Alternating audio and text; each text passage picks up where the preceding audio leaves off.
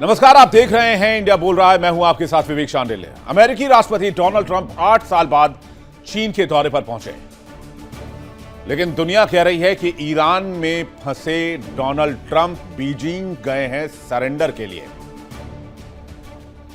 तो क्या America Beijing में सरेंडर करने पहुंचा है? ट्रंप का विमान बीजिंग कैपिटल इंटरनेशनल एयरपोर्ट पर पहुंचा, जिसकी तस्वीर इस वक्त आप मेरे पीछे देख रहे हैं। चीनी उपराष्ट्रपति हान जेंग शी जिनपिंग के बिहाफ पर उन्हें रिसीव करने पहुंचे। हान जेंग को शी जिनपिंग का भरोसेमंद माना जाता है और ये पिछले साल ट्रंप के शपथ ग्रहण समारोह में भी शामिल होने गए थे। ट्रंप जैसे ही उतरे, 300 बच्चे नीली सफेद रंग के यूनिफॉर्म में एयरपोर्ट पर मौजूद थे। इस दरमियान अमेरिका चीन का झंडा लहराया गया। रिपोर्ट्स के मुताबिक चीनी राष्ट्रपति शी जिनपिंग और ट्रंप के बीच अब शिखर वार्ता होगी। दोनों नेताओं के बीच ईरान जंग, तेल, Taiwan, business, rare earth minerals, AI जैसे मुद्दों पर चर्चा की संभावना है और डोनाल्ड ट्रंप 15 मई तक बीजिंग में रहेंगे। लेकिन यह तो रही वो खबर जो पब्लिक डोमेन में है, या जो जानकारी आसानी से उपलब्ध है, या जो खबर इजीली अवेलेबल है। अब मैं आपको बताता हूं वो खबर जो शायद आप तक ना पहुंची हो। डोनाल्ड ट्रंप के इस चीन के दौरे पर पूरी दुनिया की नजर है। दरअसल डोनाल्ड ट्रंप ऐसे वक्त पर चीन पहुंचे हैं जब ईरान जंग की वजह से अमेरिका की सुपर पावर इमेज करीब करीब ध्वस्त हो चुकी है और चाहकर भी अमेरिका ईरान से नहीं निकल पा रहा है। और याद कीजिए डोनाल्ड ट्रंप का वो बयान जो उन्होंने चीन को लेकर कहा था। ट्रंप ने कहा था ईरान युद्ध में चीन मदद कर रहा है ईरान की, और इसलिए ईरान ताकतवर बना हुआ है। तो डोनाल्ड ट्रंप क्या सरेंडर कर चुके हैं बीजिंग के सामने, या बीजिंग के सामने ये अपील लेकर पहुंचे हैं कि हमें ईरान की लड़ाई से बचाओ या इस जंग से निकालो? और क्या ईरान चीन के इशारे पर, बीजिंग के इशारे पर अमेरिका को मटिया मेट कर रहा है, वो भी चीनी टेक्नोलॉजी और चीनी हथियारों के साथ, जिसके लिए डोनाल्ड ट्रंप सीधा बीजिंग पहुंच गए हैं ताकि ईरान की लड़ाई, ईरान के साथ वॉर को खत्म किया जा सके? पर्दे के पीछे की असली कहानी यही है। डोनाल्ड ट्रंप ईरान से निकलने के लिए चीन की मदद चाहते हैं, और वो भी किसी भी कीमत पर। हो सकता है कि वो ताइवान की बाजी भी लगा दें। करेंगे आज इसी मुद्दे पर चर्चा, डिबेट। डोनाल्ड ट्रंप के चीन दौरे की शुरुआत हो चुकी है, लेकिन यह दौरा ऐसे वक्त में हो रहा है जब अमेरिका और चीन के बीच, अमेरिका ईरान के बीच तनाव चरम पर है। ट्रंप जहां ईरान की नीतियों को लेकर चीन से नाराज हैं, वहीं चीन से मिलने वाले हथियार को लेकर भी ट्रंप कई बार आपत्ति जता चुके हैं। कई बार सार्वजनिक तौर पर डोनाल्ड ट्रंप ये बयान दे चुके हैं कि ईरान इस जंग में चीन की मदद ले रहा है और चीन बड़ी मात्रा में मिसाइल और हथियार और साथ साथ सैटेलाइट जानकारी भी ईरान को मुहैया करवा रहा है। यही नहीं, चीन भी कई बार सार्वजनिक तौर पर अमेरिकी हमलों पर नाराजगी जता चुका है। इसके अलावा ट्रंप के दौरे से ठीक पहले चीन ने अमेरिका के साथ तनाव के पीछे ताइवान को सबसे बड़ा मुद्दा बताकर यह जता दिया कि ट्रंप का यह दौरा दरअसल पेचीदगियों से भरा रहने वाला है। यानी डोनाल्ड ट्रंप जब बीजिंग पहुंचे हैं तो मुद्दा सिर्फ ईरान का नहीं, मुद्दा ताइवान का भी है। और हो सकता है कि ताइवान को अमेरिका, ताइवान के ऊपर चीन को वॉकओवर दे दे। मतलब कि ठीक है, आप ताइवान की तरफ बढ़िए, लेकिन हमारा ईरान से निकलना बहुत जरूरी है, इसलिए चीन ईरान को मनाए। और चीन और ईरान के बीच में जिस तरह के रिश्ते हैं, उससे एक बात तो तय है, चीन के किसी भी रिक्वेस्ट को, अपील को या आदेश को ईरान इनकार नहीं करेगा। तो अमेरिका ईरान के साथ जंग को खत्म करने के लिए पहुंच गया है बीजिंग। अब अमेरिका जो है वो ताइवान को संरक्षण देता रहा है, क्योंकि वो अमेरिका की वन चाइना पॉलिसी के पूरी तरह विपरीत है। तो ऐसे में देखना यह है कि ईरान और ताइवान जैसे संवेदनशील मुद्दों पर दोनों महाशक्तियां डील कैसे लॉक करती हैं। क्या चीन को ताइवान की तरफ बढ़ने की छूट देगा अमेरिका? क्या यह मुमकिन है? बदले में यह सौदा हो जाए कि ईरान से निकलने में अमेरिका की मदद करेगा चीन, या ईरान को मनाने समझाने में कि अमेरिका से डील करने में ही भलाई है, इसमें चीन हेल्प करेगा। तो अमेरिकी राष्ट्रपति जब विदेश दौरे पर बीजिंग पहुंचे हैं, तो इसमें सबसे बड़ी बात यह है कि ईरान में अमेरिकी राष्ट्रपति फंसे हुए हैं। 28 फरवरी 2026 को जब इस लड़ाई की शुरुआत हुई, तो डोनाल्ड ट्रंप के सिंपल 4 ऑब्जेक्टिव थे। सबसे पहला और सबसे बड़ा ऑब्जेक्टिव, तेहरान में रिजीम चेंज करना। सेकेंड ऑब्जेक्टिव, एनरिच्ड न्यूक्लियर हासिल करना। थर्ड ऑब्जेक्टिव, ईरान के ऑयल को अपने कंट्रोल में लेना। और फोर्थ ऑब्जेक्टिव, ईरान में अपनी समर्थित सरकार बनवाना। तो ये ऑब्जेक्टिव नहीं पूरे हो पाए कभी भी, और अमेरिका को लगा था कि वो इजराइल के साथ मिलकर जब ईरान पर अटैक करेगा और सुप्रीम लीडर आयतोला अली खामनेई को मार देगा, तो ईरान का फॉल होना तय है, ईरान का धराशायी होना बिल्कुल तय है, क्योंकि इजराइल और अमेरिका जैसी ताकतों के सामने खड़ा होने की हिम्मत नहीं दिखा पाएगा, और ऊपर से उसकी टॉप लीडरशिप का सफाया कर देंगे। यानी जब टॉप लीडरशिप नहीं रहेगी तो ईरान खुद ब खुद धराशायी हो जाएगा और लोग वहां पर विद्रोह करके ईरान में सत्ता परिवर्तन कर देंगे। इसके बाद एक ऐसी सरकार आएगी जो अमेरिका के भरोसे चलेगी, अमेरिका के आदेश पर चलेगी, और ईरान के ऑयल पर अमेरिका का कंट्रोल होगा। वो ईरान का ऑयल जो सबसे ज्यादा एक्सपोर्ट होता है चाइना को। तो लड़ाई कभी भी अमेरिका ईरान के खिलाफ लड़ ही नहीं रहा था। वो तो बहाना था कि एक तीर से 2 निशाना साध लेंगे, ईरान के ऑयल को कंट्रोल भी कर लेंगे, चाइना का ऑयल कट ऑफ भी कर देंगे, और साथ ही साथ मेरे दोस्त की बात भी रह जाएगी, मतलब इजराइल की बात भी रह जाएगी, उसका मिसाइल कार्यक्रम और परमाणु कार्यक्रम दोनों खत्म कर देंगे या उसको कंट्रोल ले लेंगे। तो इजराइल की बातों में भी आ गए और इजराइल के साथ उन्होंने लाई करके ईरान पर अटैक कर दिया। पिछले 2.5 महीने के जंग के गवाह हैं आप।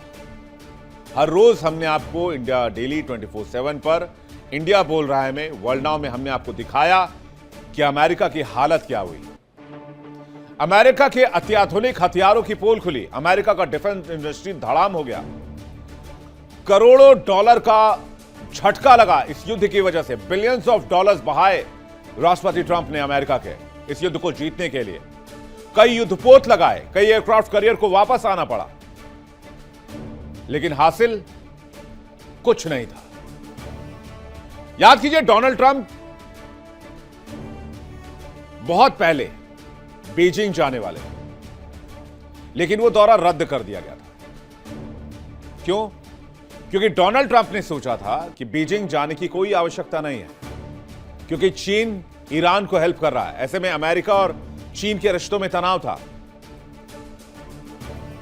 और अमेरिका यह जानता था कि वो इजराइल के साथ मिलकर ईरान को 2-3 हफ्तों में निपटा देगा। लेकिन वो कहते हैं ना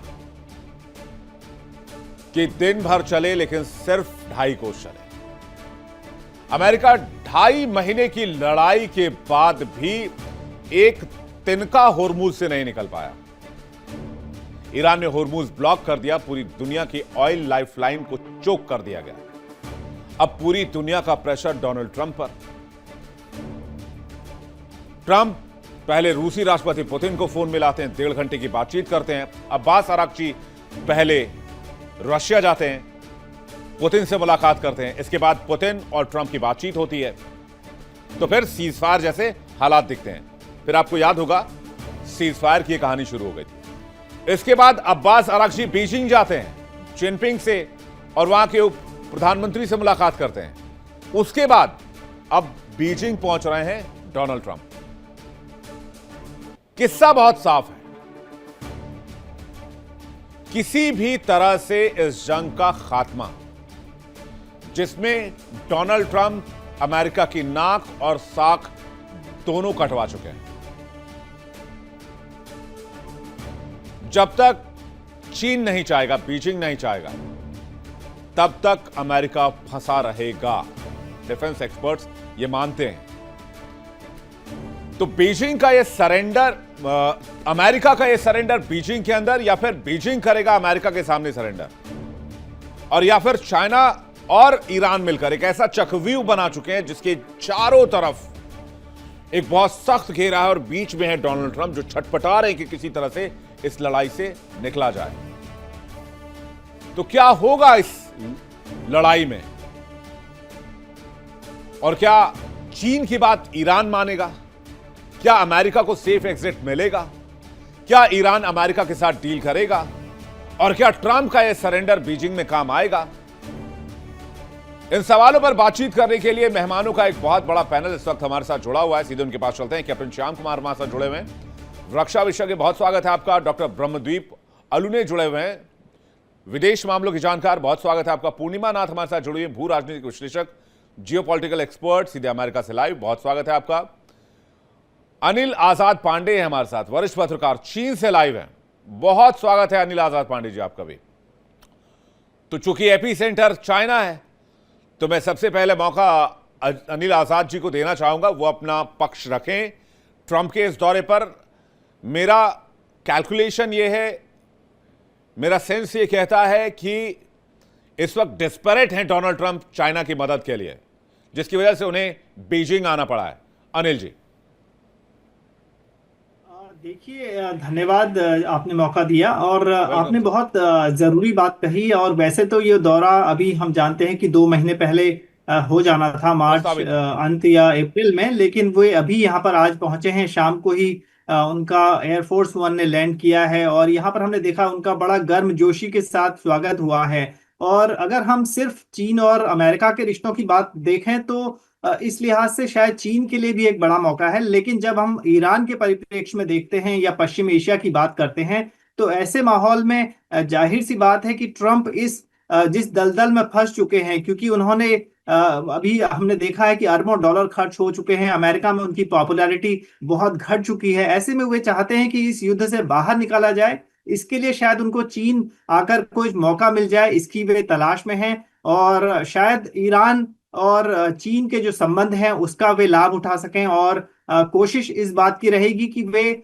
यहां से निकलने के बाद कुछ ऐसा संकेत दे सकें और कह सकें कि अमेरिका ने युद्ध जीत लिया है। अब दुनिया को ये बताने की कोशिश करेंगे और कहेंगे कि अब ईरान भी मान गया है। शायद इस बात की कोशिश होगी, लेकिन कितना इसमें वे सफल हो पाएंगे ये हमको देखना होगा। और आज शाम को जैसा मैंने कहा कि वे यहाँ पहुंचे और उनका जो चीन के उपराष्ट्रपति हैं उन्होंने स्वागत किया, और इसके साथ ही बड़े अधिकारी भी वहां पर मौजूद थे। और इसके साथ बच्चों का जो 300 बच्चे थे उन्होंने भी उनके स्वागत में उनका वेलकम यहाँ पर किया है। तो खास तौर पर 9 साल के बाद डोनाल्ड ट्रंप चीन आए हैं, तो उनका अपना महत्व है।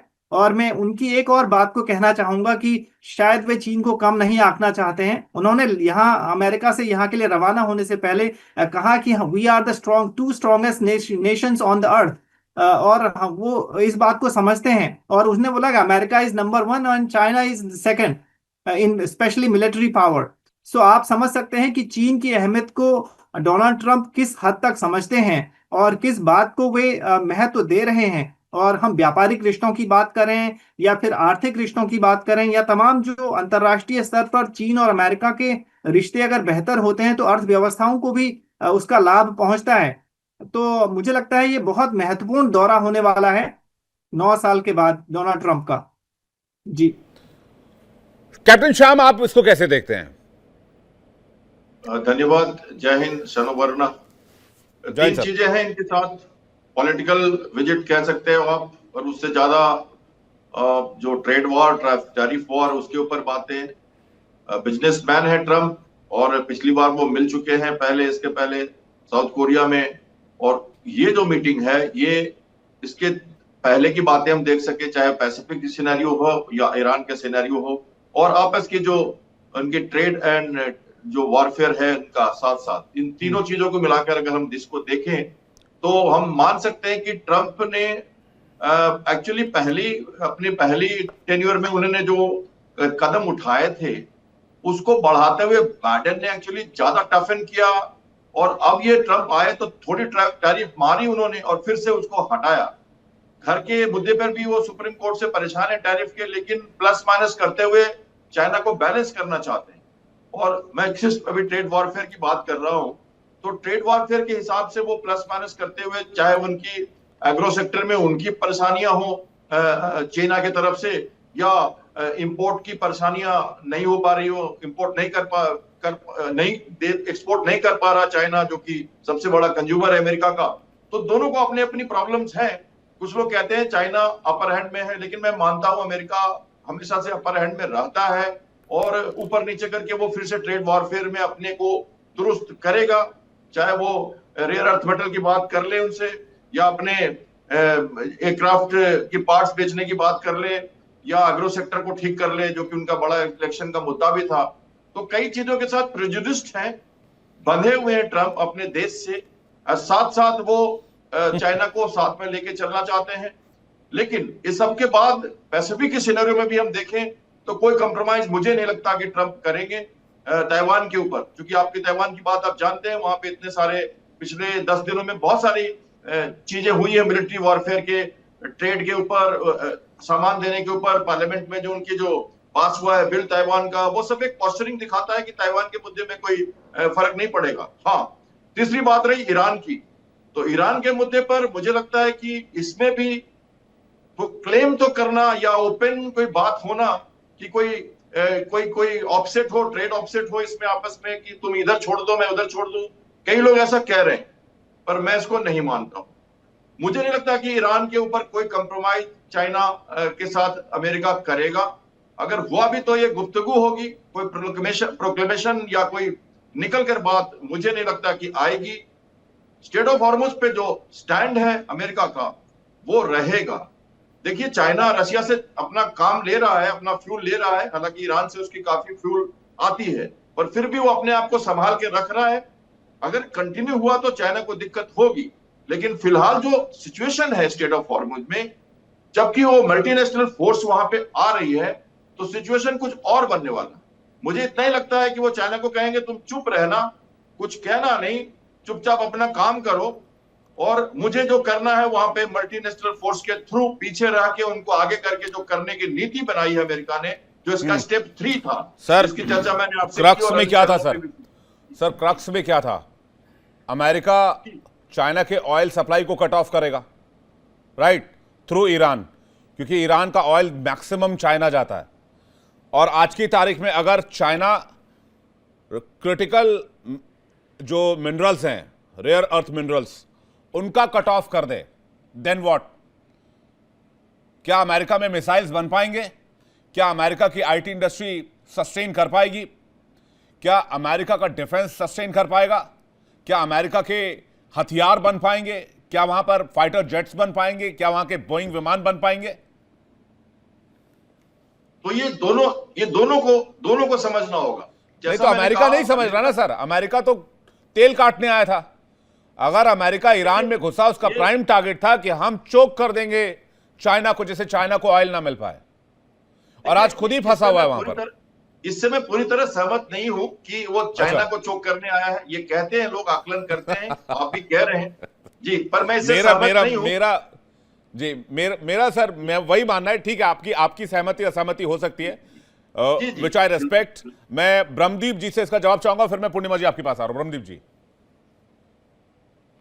देखिए विवेक जी, दुनिया की 2 बड़ी अर्थव्यवस्थाएं हैं, दुनिया के 2 बड़ी सैन्य ताकतें हैं, और एक दूसरे से मिल रही है, तो दुनिया को उसका स्वागत करना चाहिए, क्योंकि दुनिया बहुत परेशान है। और परेशान क्यों है? उसमें चीन का महत्वपूर्ण रोल है और अमेरिका का महत्वपूर्ण रोल भी है।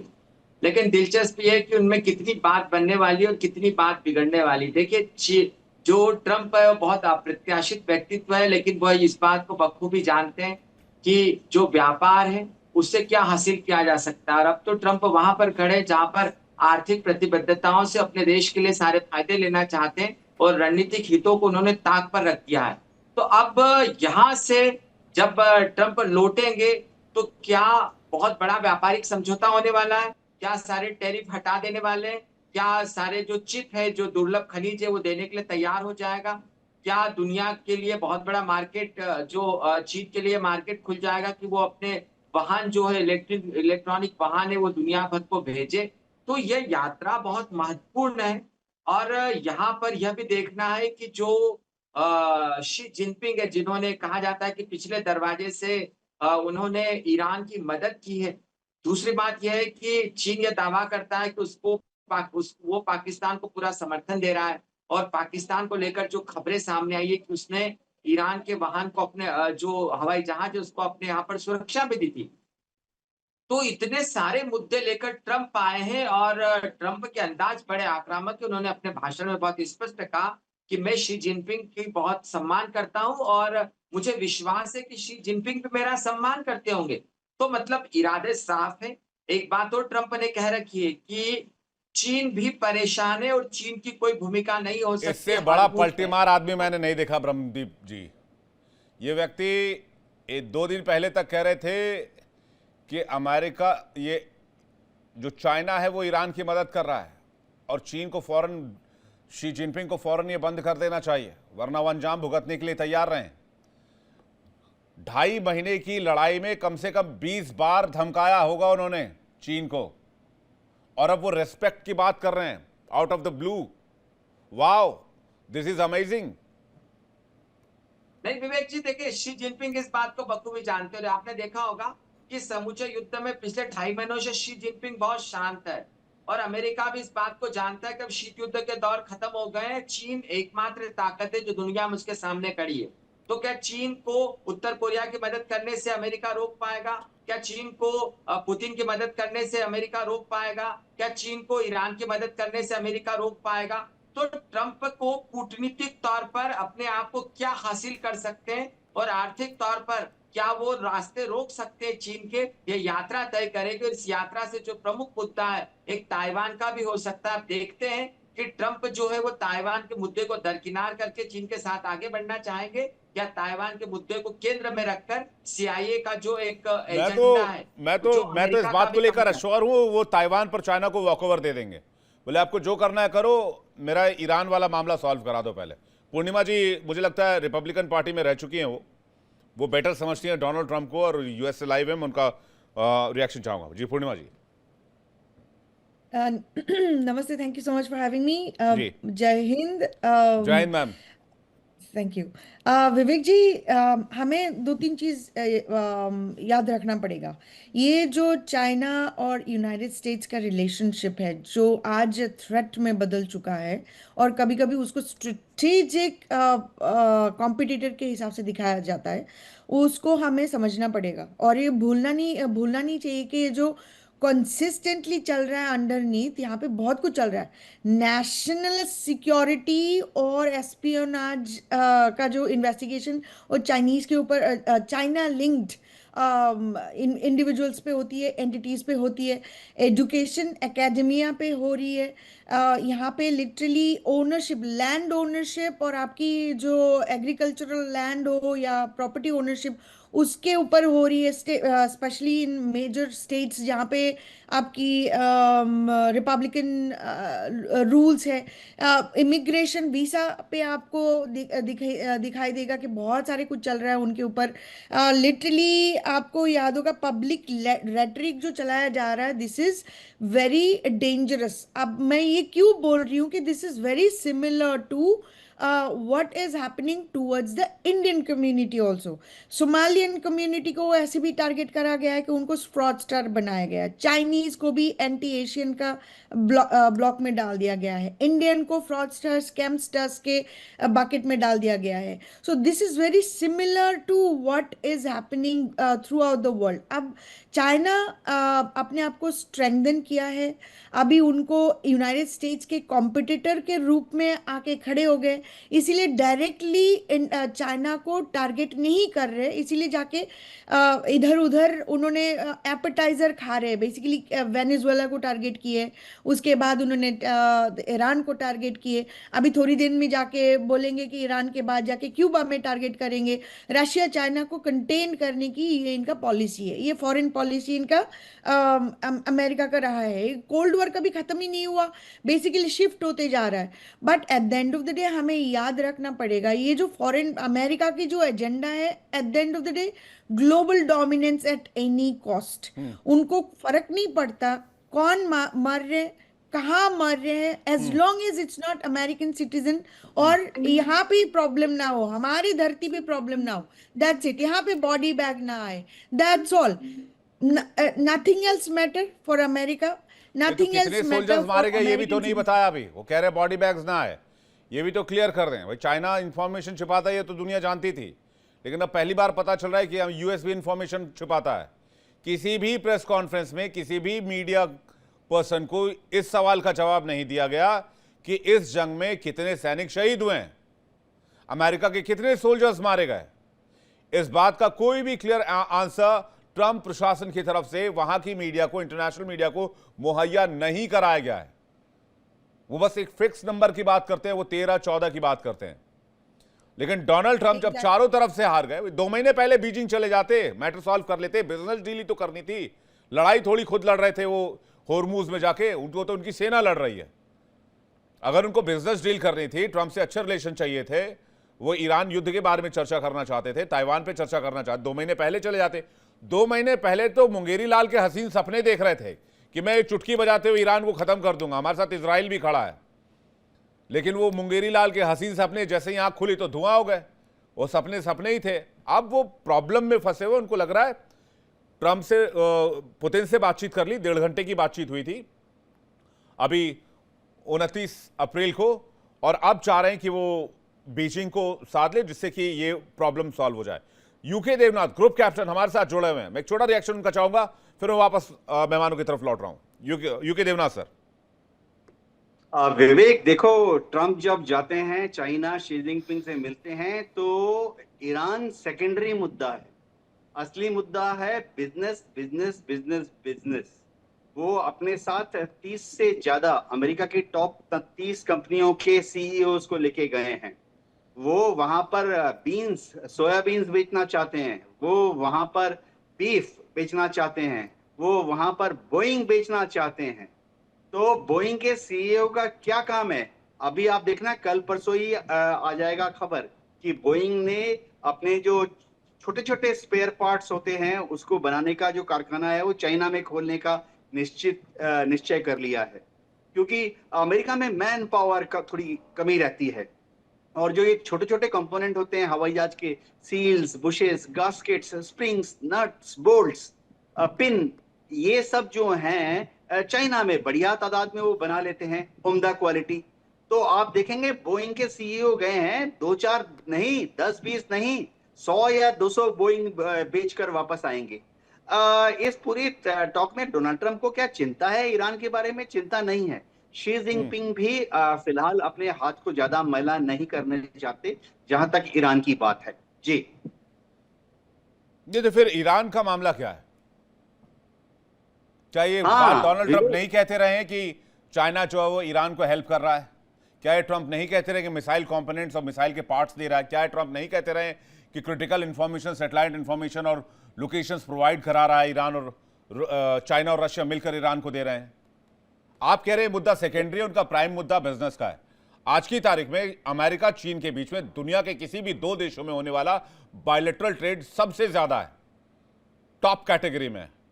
और मुझे नहीं लगता चाइना के पास कोई ऐसा सामान बचा होगा जो अमेरिका को बेचना चाहता है, या अमेरिका के पास कोई ऐसा सामान होगा जो वो चीन को बेचना चाहते होंगे। हाँ विवेक, देखो, जहां तक अमेरिका है, डोनाल्ड ट्रंप हैं, वो चीन इसलिए नहीं गए कि चीन मध्यस्थता कराए, ना ही वो चीन को ये बोलने के लिए गए हैं कि चीन जो है ईरान की मदद ना करे, क्योंकि दोनों ही बातचीत जो है डोनाल्ड ट्रंप के बिजनेस एजेंडा से अलग है। जहां तक तो इस सवाल का जवाब दीजिए सर कि ये दौरा 2 महीने पहले भी हो सकता था। हाँ, इसमें कोई शक नहीं है। 2 महीने पहले 1 मार्च को 2 मार्च को डोनाल्ड ट्रंप तैयार बैठे थे कि ईरान का युद्ध अब बंद होने वाला है, ईरान में इंटरनल रिवोल्यूशन होने वाला है, बमबारी कर दी है, लाखों लोग फिर से सड़कों पे निकलेंगे, जीत का जश्न मनाएंगे और ईरान में जो नया टिटुलर एक कठपुतली सरकार बनाएंगे, उसके लिए डोनाल्ड ट्रंप खुद तेहरान जाने के लिए तैयार बैठे थे। ये तो उनको बहुत दुख हुआ, थोड़ा आश्चर्य भी हुआ और थोड़ा शॉक भी लगा जब उन्होंने 4 मार्च तक देखा कि तेहरान के लोग अपनी सरकार के खिलाफ सड़कों पर नहीं आए। अब हो क्या रहा है मैं बताता हूं। बात यह है कि अमेरिका ने तय कर लिया है कि चीन को अस्त्र शस्त्र से नहीं हराना, चीन को बिजनेस देकर काबू में करना है। करना क्या है, देखिए अमेरिका बनाता है बड़े बड़े मशीन और उस मशीन के जो छोटे छोटे कंपोनेंट हैं वो अमेरिका चीन में बनवाना चाहता है। ये है अमेरिका की मास्टर स्ट्रेटेजी। आप देख लीजिए, चीन एक बहुत बड़ा हवाई जहाज नहीं बना सकता, लेकिन ट्रांसफर ऑफ टेक्नोलॉजी के बाद चीन उसका ब्रेक यूनिट बना सकता है, उसके गास्केट बना सकता है, अंडर कैरेज बना सकता है। ट्रम्प साहब तो कह रहे थे हम अपने यहाँ सब सामान बनवाएंगे। यूके देवनाथ सर, ट्रम्प साहब कह रहे थे मेक इन अमेरिका, फिर तो मेड इन चाइना करने कैसे पहुंच गए?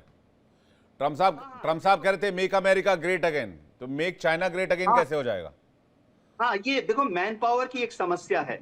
काफी सारे काम ऐसे होते हैं जो कि अभी तक ना सीएनसी लेथ मशीन से होते हैं, ना कंप्यूटर कंट्रोल्ड रोबोट से होते हैं। इनको करना पड़ता है, मैन पावर इंटेंसिव काम बोला जाता है। तो टिपिकल जो मैन पावर इंटेंसिव काम है, जैसे रबर इंडस्ट्री है जी, तो बोइंग के जो टायर बनाने हैं उसके लिए अमेरिकन मैन पावर कम पड़ जाती है। अमेरिका में स्किल्ड मैन पावर की कमी है। तो डोनाल्ड ट्रंप जब कहते हैं कि मेक इन अमेरिका, उसका मतलब नहीं है कि टॉफी या कैडबरी अमेरिका में बनाना है या पिज्जा अमेरिका में बनाना है। वो कहते हैं कि कैपिटल मशीनरी, पूरी की पूरी कार अमेरिका में बनाओ, पूरा का पूरा लेथ मशीन अमेरिका में बनाओ, पूरा का पूरा रोबोटिक जो मशीन है वो अमेरिका में बनाओ, पूरा का पूरा जो लेजर वेल्डिंग मशीन है वो अमेरिका में बनाओ। उसके बाद उसको एक्सपोर्ट करो, किसको? चीन को, क्योंकि चीन फिर उन लेजर वेल्डिंग मशीन का इस्तेमाल करके कंपोनेंट्स को बनाएगा, मैन पावर इंटेंसिव। और वो कंपोनेंट कहां जाएंगे? जो अमेरिकन जहाज बन रहे हैं उन्हीं में फिट होने के लिए। देखो क्या होता है कि अमेरिका की जो स्किल्ड मैन पावर है वो हमेशा high tech high value production करना चाहती है, जैसे कि हवाई जहाज का जेट इंजन। अब उस जेट इंजन में फिट करने के लिए जो नट है, बोल्ट है, गास्केट है, अमेरिका को ये नट बोल्ट बास्केट बनाने का समय नहीं है। ये सब वो आउटसोर्स करते हैं। डोनाल्ड ट्रंप भी आउटसोर्स करते रहेंगे, चाहे वो यूरोप हो, चाहे वो चीन हो, चाहे वो भारत या वियतनाम हो। मैन पावर इंटेंसिव, जहां पे एक मशीन पर 7-8 लोगों को काम करना पड़ता है और 10,000 नट बोल्ट बनाने के लिए 6 लोगों को 4 शिफ्ट में 1 महीने तक काम करना पड़ता है। तो ये सब वो चाइना को, वियतनाम को, इंडिया को आउटसोर्स कर देंगे। हाँ, जो एक्चुअल जो मशीनों की मशीन होती है, ऐसी मशीनें जो मशीन बनाती हैं, डोनाल्ड ट्रंप चाहेंगे वो सिर्फ अमेरिका में बने। हाँ। जी। और वो जो पैसा कमाए वो सब ईरान में लाके, होर्मुज में लाके खत्म कर दें, सब ऐसे होर्मुज में लाकर डाल दें कि हम चाइना से इतना डील करके लाए हैं, ये पैसा हम कमा के लाए हैं, ये जय हो होर्मुज, ये सब होर्मुज में गया अमेरिकी सेना के पीछे। क्यों अनिल जी? मतलब बकौल यूके देवनाथ सर, ईरान कोई मुद्दा ही नहीं है आज की तारीख में अमेरिका के लिए।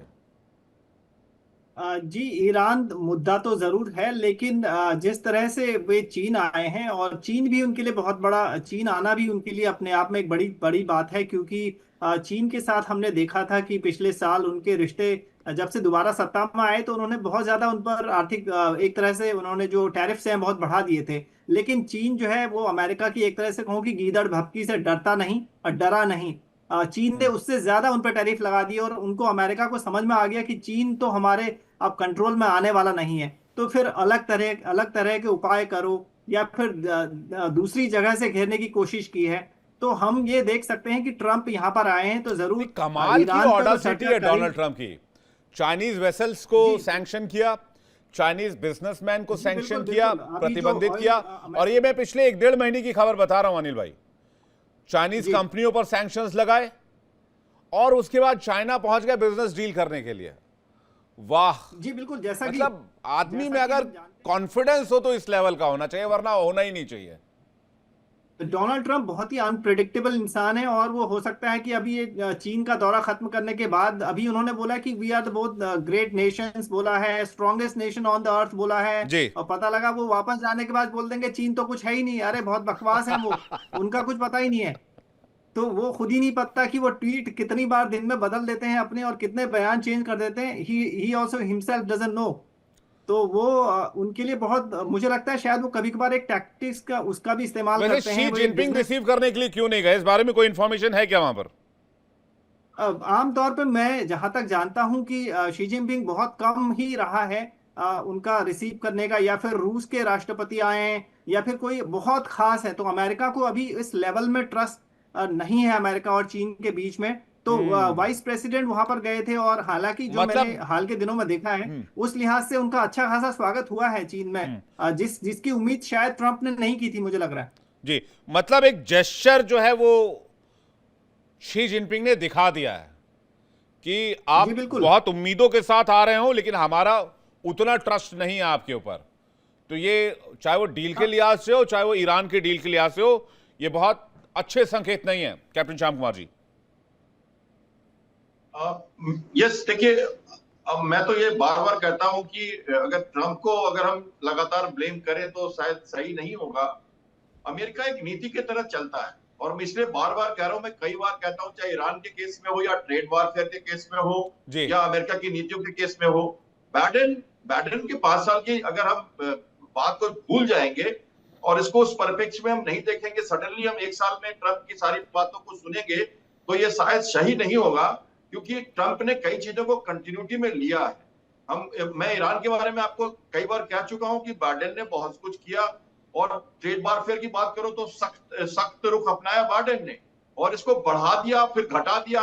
ये फ्लक्चुएशंस करते हैं ट्रंप, लेकिन मुझे लगता है कि शायद अमेरिका कुछ नीति से चल रहा है, तो और वो चाहे मिलिट्री की नीति हो जिसमें वो terror, global terror on war, जो वॉर ऑन टेरर जो है, जमीन की लड़ाई पर वो नहीं लड़ेंगे, सिर्फ मिशन बेस्ड डिप्लॉयमेंट करेंगे। और ट्रेड की बात आप कर रहे हो तो वो अप एंड डाउन करके जहां जरूरत हो, कभी को कुछ कभी कुछ कभी कुछ, सारे देशों पे 10% लगाया, फिर 50% लगाया, फिर घटाया। जब भारत पे लगा था तो मैंने कहा था ये 2 महीने में हट जाएगा, और बड़े सच्चाई के साथ, बड़े कॉन्फिडेंस के साथ 2 महीने में बोलता रह गया कि अक्टूबर नवंबर दिसंबर तक ये टैरिफ हट जाएंगे, और वो हट गए। तो मैं समझता हूं कि ट्रंप के जो तरीके हैं काम करने के, थोड़े एनर्जेटिक, डायनेमिक एंड थोड़े से डायनेमिक कह सकते हैं उसको, उनके हिसाब से।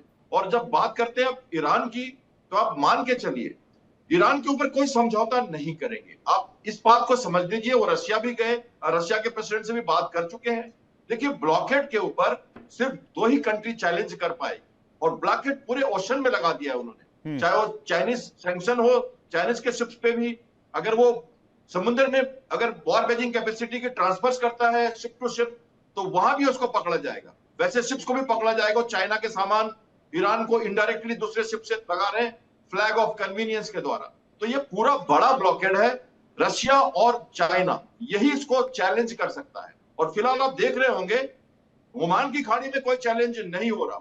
आप समझिए इसको, पर्दे के पीछे कहानी। एक तो मिलिट्री माइट इतनी तगड़ी है नेवी की अमेरिका की, उसको चैलेंज करना मुश्किल, और अगर करे तो गुप्त रूप से उनको चुप कराना। ये बड़ी जो बात है ये है कि वो गए हैं चाइना, गुप्त रूप से अगर थोड़ी भी अंडर करंट है चाइना के पास, तो उसको चुप रहना है, क्योंकि एक बड़े मिशन के साथ वहां एक जमावड़ा हो रहा है। क्या अमेरिका की इतनी कैपेबिलिटी है कि आज के दौर में वो चाइना को बोल पाए कि आपको खामोश रहना है? ब्रह्मदीप जी, क्या लगता है आपको? विवेक जी, देखिए, एक सेकंड कैप्टन शाह, मैं एक सेकंड वापस आया आपके पास। हाँ जी, देखिए, बड़ा दिलचस्प सवाल है कि क्या अमेरिका में ताकत है। बिल्कुल है, क्योंकि आज भी डॉलर कूटनीति जो है उसका कोई विकल्प नहीं है। आप देखिए कि आपने तमाम दावे किए हो, लेकिन ब्रिक्स में अभी विदेश मंत्री भी इकट्ठे नहीं हुए, और उसके बजाय जो चीन के विदेश मंत्री, उन्होंने ट्रंप के दौरे के कारण अमेरिका चाइना में रुकना ही स्वीकार किया। तो अभी अमेरिका इस दुनिया की एक ऐसी ताकत है जो तमाम विरोधाभास के बावजूद अव्वल है। और जब डॉलर कूटनीति की बात आती है तो अमेरिका को कोई जवाब हो नहीं सकता। चीन इस बात को बखूबी जानता है। हाँ। चीन यह भी जानता है कि यदि अमेरिका को अप्रत्याशित तौर पर आके दिखाने की कोशिश की तो वन बेल्ट वन परियोजना का जो रास्ता है वो लैटिन अमेरिका तक जाता है। यही कारण है कि आपने देखा वेनेजुएला में तमाम दुनिया के दावों के बावजूद चीन खामोश रहा, चीन कुछ ज्यादा कर नहीं पाया। ईरान में भी चीन ज्यादा कुछ कर नहीं पाया। और सबसे बड़ी बात है, यहाँ पर दुनिया में जब भी इतिहास लिखा जाएगा तो मुझे लगता है कि ट्रंप को एक बहुत ही शातिर राजनेता के तौर पर जाना जाएगा, जिन्होंने बहुत ही शातिराना तरीके से सऊदी अरब और अमेरिका पाकिस्तान के बीच एक समझौता करवाया और उसके बाद ईरान को बहुत अलग रख दिया। वहीं पर जो तमाम तरीके की जो उनकी कूटनीति इतनी जबरदस्त रही है कि उन्होंने यह तय कर लिया है कि न तो पुतिन खड़े हो अमेरिका के विरोध में और न ही शी जिनपिंग खड़े हो। और वह कई बार अपनी बातों में इस बात का एहसास दिलाते दुनिया को कि पुतिन मेरे बहुत अच्छे दोस्त है, शी जिनपिंग मेरे अच्छे दोस्त है और मोदी जी भी अच्छे दोस्त है। इसके बावजूद कि राष्ट्रों को लेकर जब उनकी नीतियों की बात आती है तो ये क्रैश कर जाती है कि अच्छे यदि संबंध है राष्ट्र अध्यक्षों से तो राष्ट्र को फायदा क्या मिल रहा है। तो कुल मिलाकर बात यह है आप कि ये कह रहे हैं अमेरिका कि की डोनाल्ड ट्रंप के रिश्ते की वजह से आज के दौर में ना पुतिन उनके खिलाफ है ना शी जिनपिंग उनके खिलाफ है। तो ये जो मिसाइल कंपोनेंट्स वाले जहाज जा रहे थे वो क्या बगैर चाइनीज परमिशन के जा रहे थे? या रूसी राष्ट्रपति ये कह रहे हैं माइक के सामने कि अमेरिका की दादागिरी, अमेरिका की चौधराहट नहीं चलेगी मिडिल ईस्ट में। मिडिल ईस्ट को जिस तरह से अशांत किया है ये कंडेमेबल है, इसकी आलोचना की जानी चाहिए। हम इसके लिए ईरान के साथ कंधे से कंधा मिलाकर खड़े हैं। कैस्पियन सागर से जो वेसल्स आ रहे हैं जिसमें कि रशियन हथियार हैं या फिर रशियन सपोर्ट जो आ रहा है, क्या वो बगैर रूसी राष्ट्रपति का सपोर्ट के आ रहा है? नहीं विवेक जी, देखिए यहाँ पर एक बहुत ध्यान, जब ईरान बर्बाद हो रहा था, ईरान के धर्मगुरु को मार डाला गया, सैन्य कमांडरों को मार डाला गया, इन सबको हुआ। रसिया में वो ताकत थी, यदि रसिया एक बार घोषणा कर देता कि यदि अमेरिका ने युद्ध नहीं रोका तो फिर रूस चुप नहीं बैठेगा। क्या रसिया ने ऐसा किया? बिल्कुल रसिया ने ऐसा नहीं किया। तो आप चेक एंड बैलेंस की जो नीति और नियंत्रण और संतुलन की नीति, उसके साथ अंततः शी जिनपिंग और पुतिन क्यों चल रहे हैं? वो तमाम हथियार भेज रहे हैं, लेकिन यह तो सच है कि ईरान के अंदर घुसकर अमेरिका ने विध्वंस तो मचाया है। तो यहाँ पर यह देखने में आता है कि कहीं ना कहीं ट्रंप के साथ मिली भगत है पुतिन की, और यूक्रेन युद्ध में भी नजर आती है, जिसमें कि जो यूक्रेन को लेकर ट्रंप के जो इरादे वो कहीं यूरोप का विरोध कर देते हैं। तो यहाँ पर बहुत ही शातिराना तरीके से अपने उद्देश्यों को पूरे करने में ट्रंप जो है वो आगे बढ़ रहे हैं। अब ट्रंप कामयाब नहीं हो रहे, ये उनका जो है वो दुर्भाग्य हो सकता है, लेकिन मुझे लगता है कि ट्रंप बहुत शातिर राजनेता है जो अपने इरादों से पूरी दुनिया को बदल रहे हैं और पूरी दुनिया में उनका प्रभाव भी पड़ रहा है। विवेक जी, ये बहुत इंपॉर्टेंट आपने कहा। आपने बिल्कुल कैप्टन श्याम कुमार जी की लाइन को सपोर्ट भी किया है। मैं पूर्णिमा जी से चाहूंगा वो इस पर रिप्लाई करें, उसके बाद मैं कैप्टन आपके पास आ रहा हूं। क्या आप भी इन बातों से सहमत हो? मेरा तो मतांतर है ब्रह्मदीप जी से। मैं तो खुले मंच पे कह रहा हूं, टीवी पे कह रहा हूं, मैं ब्रह्मदीप जी की बातों से पूरी तरीके से नहीं, आंशिक तौर पर सहमत हूं कि हो सकता है कि ट्रंप और पुतिन मिलकर नूरा कुश्ती कर रहे हो ईरान को दिखाने के लिए, लेकिन यह बात भी उतनी ही सच्चाई है कि सामरिक तौर पर सपोर्ट कंप्लीट रहा है रशिया और चाइना का, वरना ईरान इतने दिन तक अमेरिका और इजराइल जैसी ताकत के सामने खड़ा नहीं हो सकता है। पूर्णिमा जी, देखिए, इस यूएस और चाइना के विजिट में Russia is not at the table, but Russia is in the room. Russia and China is in the backdrop of it.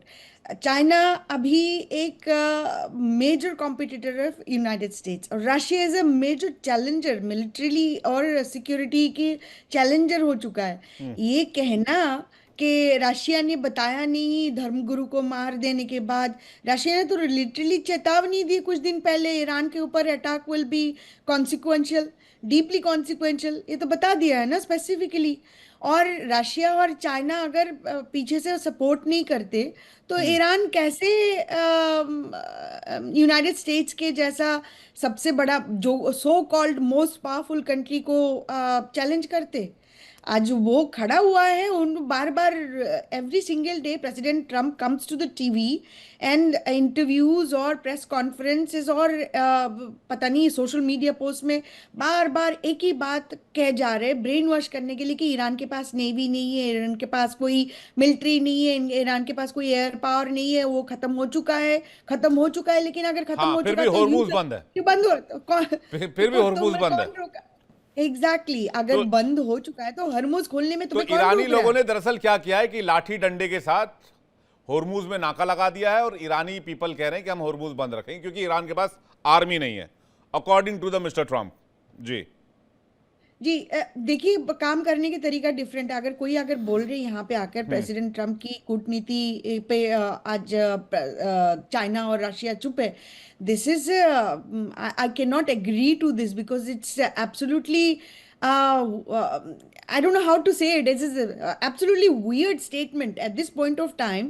अगर कोई राष्ट्र नेता रिपोर्टर्स हमारे यहाँ पर कोई क्वेश्चन पूछने के बाद वो आपको नेम कॉल करते हैं, डंप बोलते हैं और उनको क्वाइट पिगी जैसा शब्द यूज करते हैं, मेरे को यहाँ पे लाइव टीवी में ये शब्द यूज करने का भी मन नहीं करता है, बट दिस मैं समझ गया मैम जी, आपकी बात आ गई। 28 फेब को हमला किया यूएस ने, ट्रंप ने कहा हम 29 फरवरी को जंग जीत जाएंगे, लेकिन अब दिक्कत की बात यह है कि 29 फरवरी 4 साल में एक बार आता है और 30 फरवरी तो आता ही नहीं है। अब यूके देवनाथ सर मुस्कुरा रहे मेरी बात पर, तो खैर वो 28 को नहीं लेकिन 1 मार्च को वो कह रहे थे हम जंग जीत चुके हैं, फिर 2 मार्च को भी कहा हम जंग जीत चुके हैं, फिर 3 को भी कहा, सो दैट कि वो आज तक कहते आ रहे कि हम जंग जीत चुके हैं और ईरान की नेवी, ईरान का एयरफोर्स, ईरान का IRGC सब खत्म हो गया है, सिर्फ और सिर्फ अमेरिकी सोल्जर्स ही इस इलाके में मौजूद है। बहरहाल इस पर बहुत ज़्यादा डिबेट करने का मुझे नहीं लगता बहुत फ़ायदा है, क्योंकि ये बातें हमें भी पता है, क्योंकि हम लगातार इन खबरों को देखते आ रहे हैं। ईरान अभी भी इस इलाके में मौजूद है।